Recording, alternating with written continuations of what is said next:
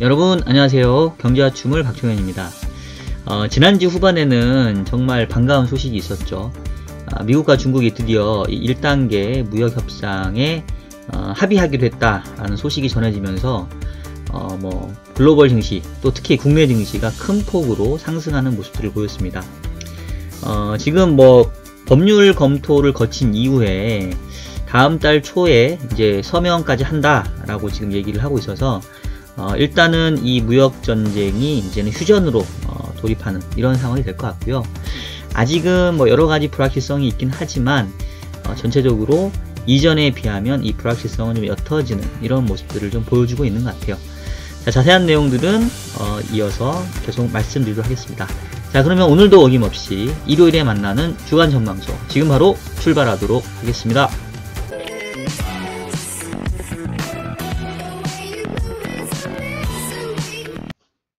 자, 지난주 금융시장 살펴볼게요. 앞서 인트로에서도 말씀드렸던 것처럼 이 미중 간 1단계 무역협상이 드디어 이제 합의에 이르게 되면서 지난주 후반에 상당히 이 위험자산, 주식, 또 신흥국의 통화들, 또 원자재 시장도 상당한 강세를 좀 보여줬습니다. 차트를 한번 보시면 일단은 차트를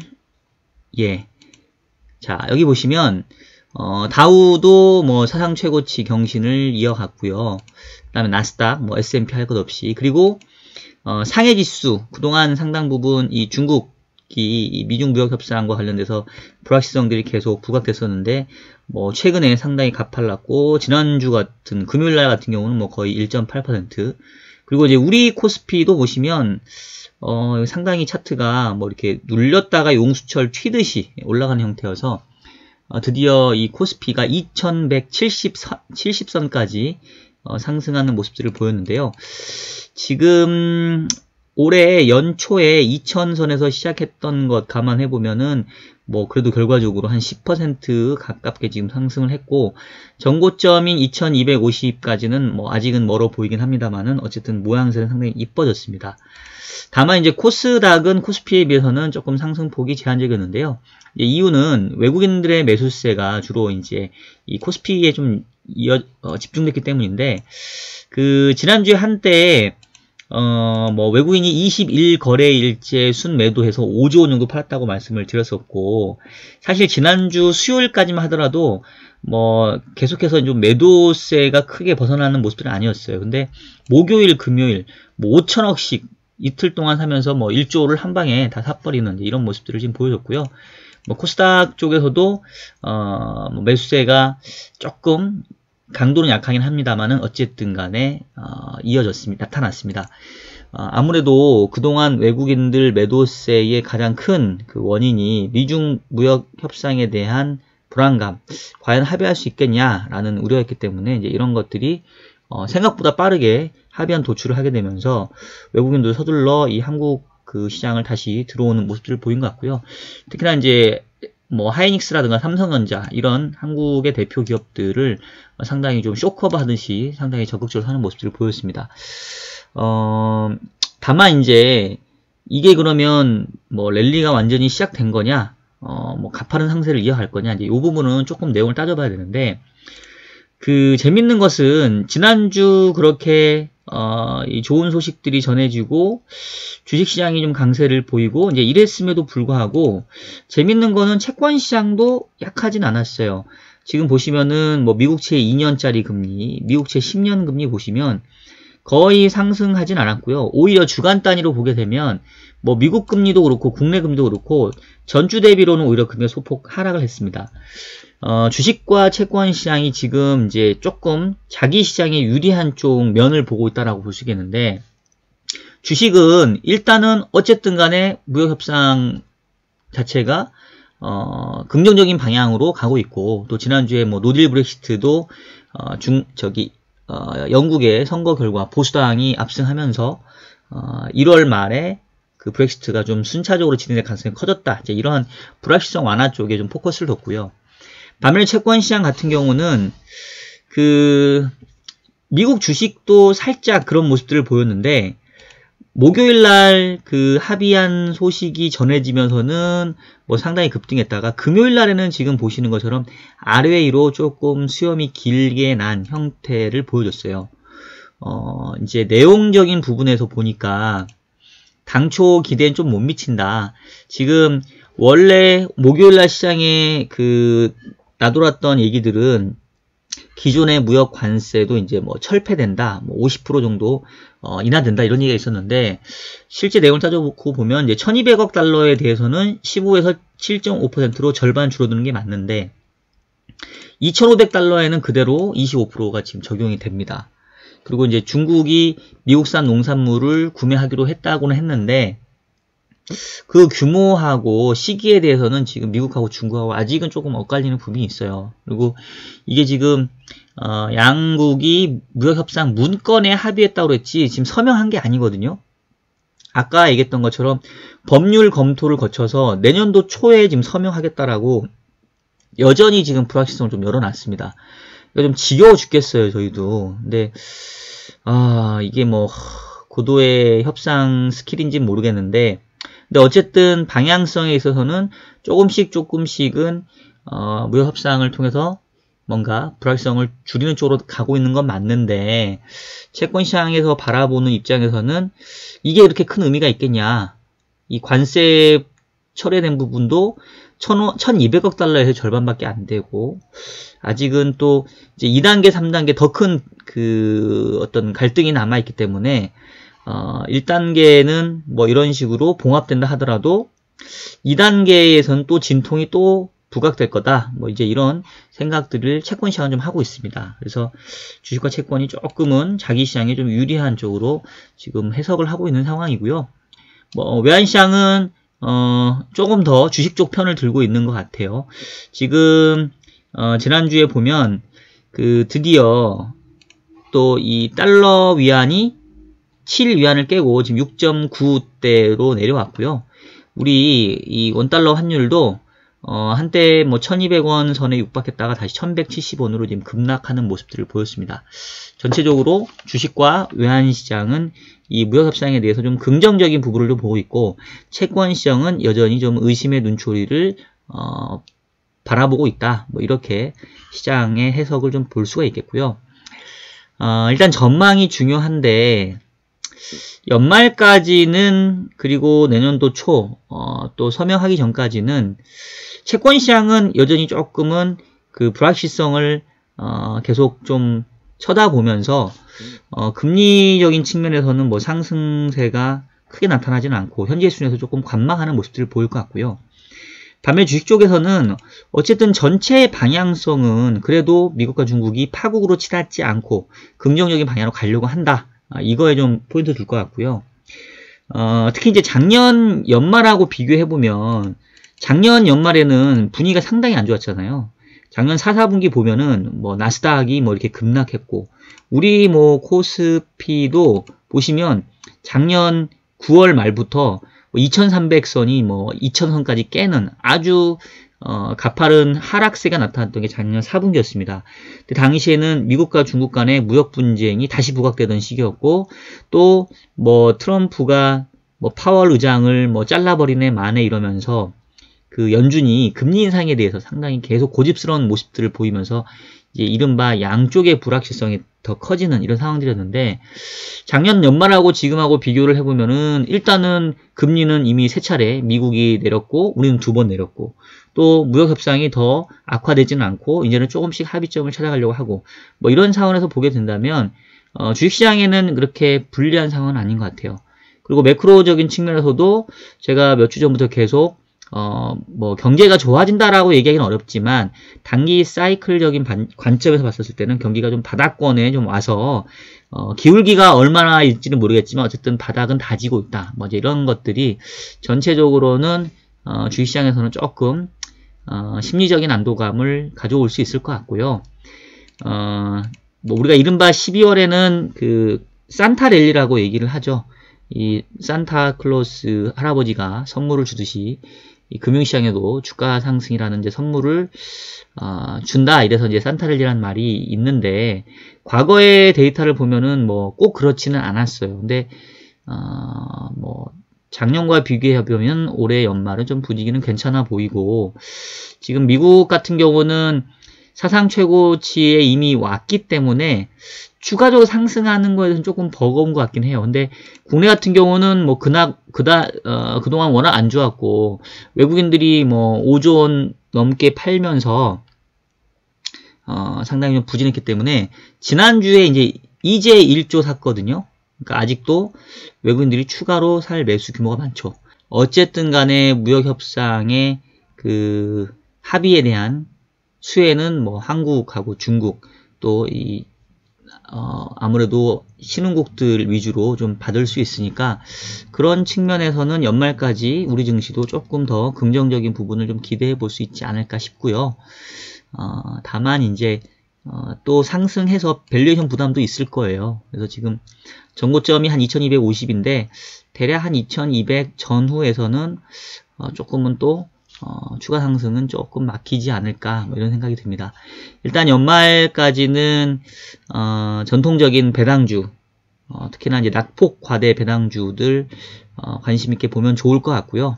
그리고 이 무역협상에 대해 수혜받을 수 있는 대형 IT 관련주들 괜찮지 않을까, 이렇게 조심스럽게 좀 말씀을 드려보고 싶습니다. 요 정도 해서 지난주 금융시장 또 연말까지 시장 전망 간단하게 말씀드렸고요. 우리가 다음 주 또 지켜봐야 되고 눈여겨봐야 될 주요 경제지표와 이벤트로 넘어가도록 하겠습니다. 자, 다음 주에는 이제 월 중반이라서 뭐 아주 눈여겨봐야 될 경제지표가 딱히 이제 보이진 않고요. 이제 경제지표보다는 이제 정부나 뭐 좀 그 유관기관에서 발표하는 이제 어떤 내용들, 정책 방향 뭐 이런 것들이 상당히 좀 중요할 것 같아요.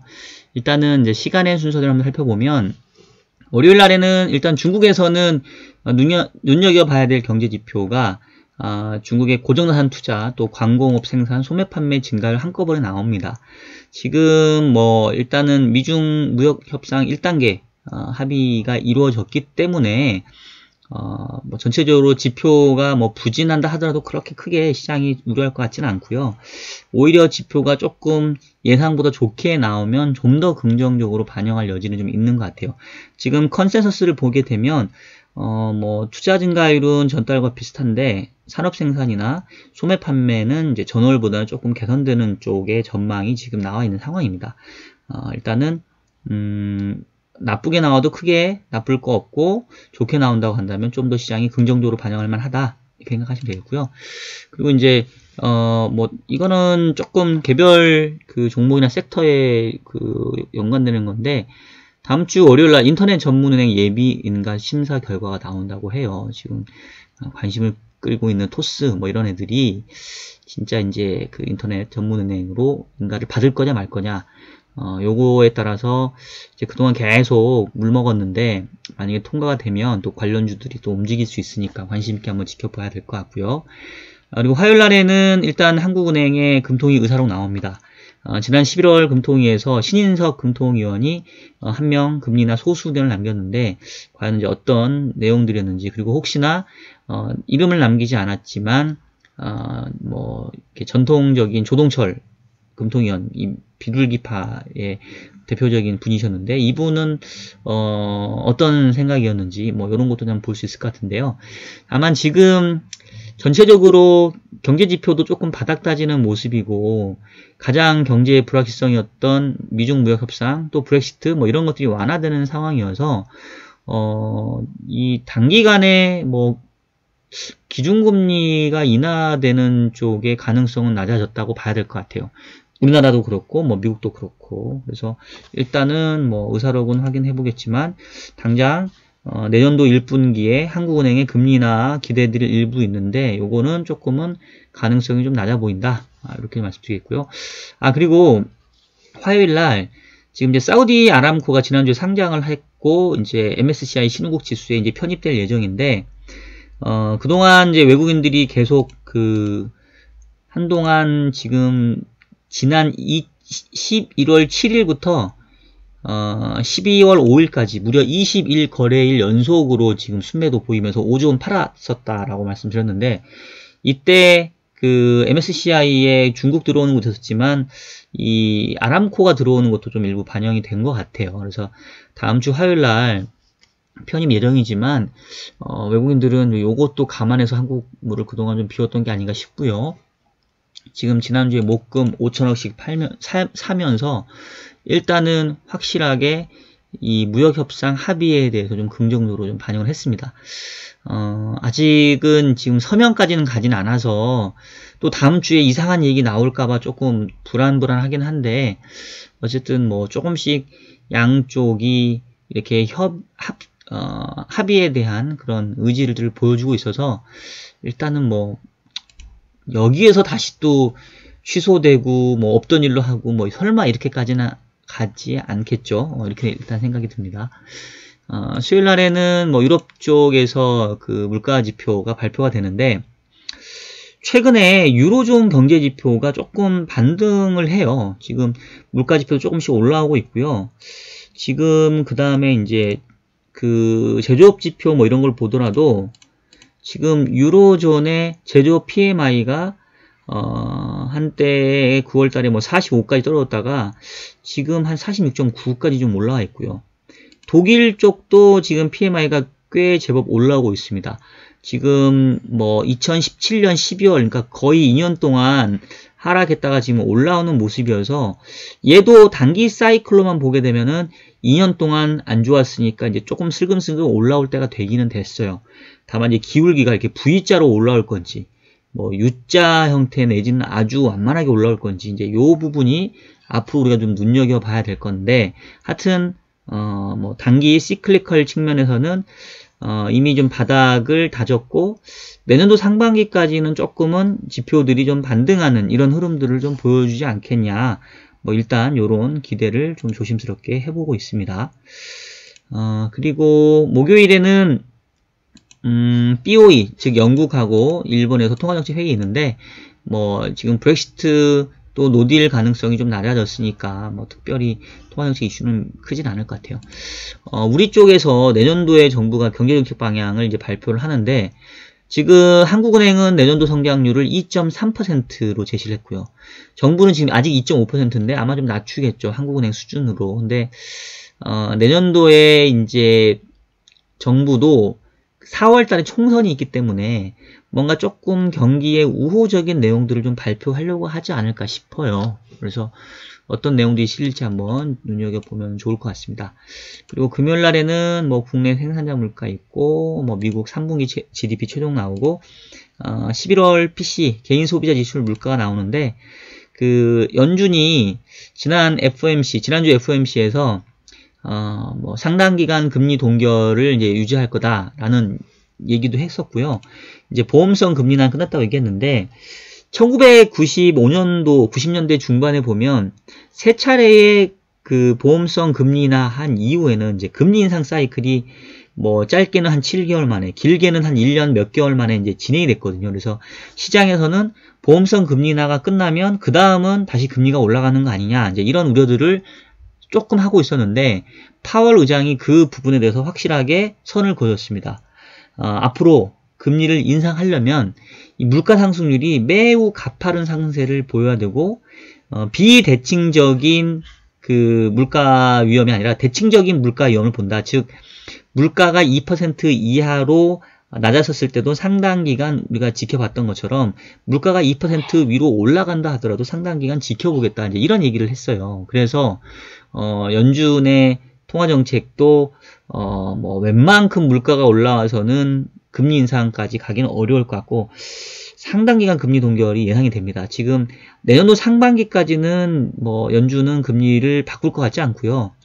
내년도 하반기에 가서 최근에 이제 경제가 바닥을 다지고 좀 올라오고 있다고 말씀드렸는데 그거에 이제 기울기 그리고 이제 1단계 무역 합의안은 이렇게 일단락된 것 같은데 바로 이제 2단계 무역 협상에 들어간다 하거든요. 혹시 이제 그것 때문에 다시 또 미국과 중국 간에 불확실성 커지고 긴장이 커지고 그로 인해서 관세가 뭐 다시 재부과되고 뭐 이렇다고 한다면 내년도 하반기에 또 뭐 금리 인하에 대한 압박이 커질 수 있겠죠. 그거는 일단은 적어도 내년도 1분기까지는 뭐 지켜봐야 알 것 같고요. 당분간은 통화정책의 모멘텀은 없다, 휴직이다, 뭐 이렇게 봐도 무방하지 않을까 싶습니다. 자, 지금까지 다음 주 우리가 눈여겨봐야 될 경제지표하고 이벤트 살펴드렸고요. 뭐 지난주 후반에 어쨌든 간에 미국과 중국이 1단계 무역 협상에 합의하기로 하면서 지금 상당히 이제 위험자산 쪽에 조금은 유리한 환경이 됐는데, 뭐 아직 최종 사인한 거 아니니까 지금 뭐 꺼진 불도 다시 보자고, 일단은 사인하기 전까지는 계속 긴장감은 있을 것 같습니다. 다만 앞서도 여러 차례 말씀드렸던 것처럼 이렇게까지 왔는데 여기서 완전히 딜을 아예 뭐 깰 것 같지는 않고요. 1단계 그 합의 안에 이제 서명하는 다음 달 초 이런 모습까지 확인된다고 한다면 일단은 조금은 금융시장은 위험자산들 쪽에 약간은 좀 더 유리한 상황으로 흘러가지 않을까 이런 생각이 좀 드네요. 연말까지 뭐 산타 랠리 이렇게까지 얘기할 정도는 아니다 하더라도 적어도 주가가 크게 망가졌던 작년하고는 상황은 다를 것 같고요. 그래도 연말까지는 추가 상승을 조금 기대해 볼 수 있지 않을까라는 생각이 듭니다. 자, 그러면 오늘 주간전망소 여기서 마무리하도록 하겠고요. 여러분들 이제 조금 지나면 크리스마스도 다가옵니다. 아직 그 한 연말까지 한 2주 조금 넘게 남았는데요.